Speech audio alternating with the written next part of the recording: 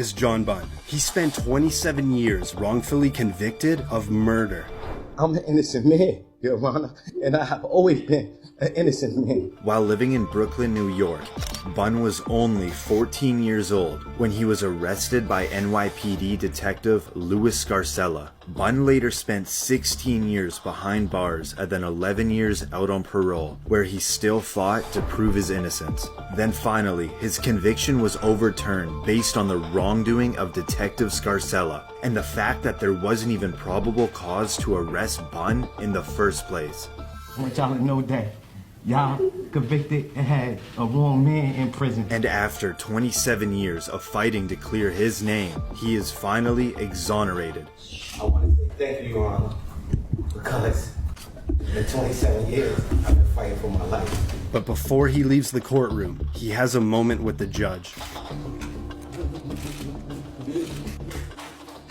Bunn later filed a lawsuit against the city of New York and Detective Scarcella.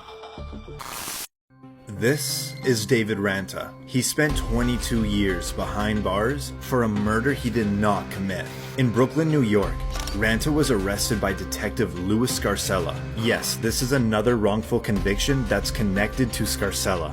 Ranta was put in a police lineup run by Scarcella and was identified as the shooter. But decades later, reportedly, the key witness revealed that the detective had provided him with a description of whom to pick in the lineup.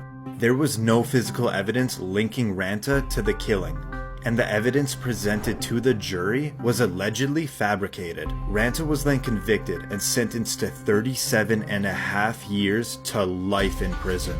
But after spending over 2 decades in prison, the former witnesses admitted that they were pressured into testifying against Ranta. And now, this is the moment his conviction gets thrown out. Mr. Ranta, to say that I'm sorry for what you have endured would be an understatement and grossly inadequate, but I say it to you anyway. The defendant's motion to vacate the judgment of conviction is granted.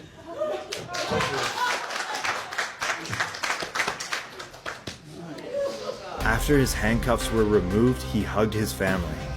With all he owned thrown over his back, he walks out a free man. After his release, he reportedly received $2 million from the state and a $6.4 million settlement from the city of New York.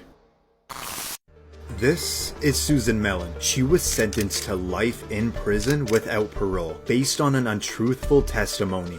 She was 42 years old when she was arrested in Los Angeles, California, at a McDonald's while taking her daughter to get a Happy Meal. But that was the last time she would see her child for 7 years, as she was charged for the murder of an ex-boyfriend. You are under arrest now for murder. I wouldn't do that.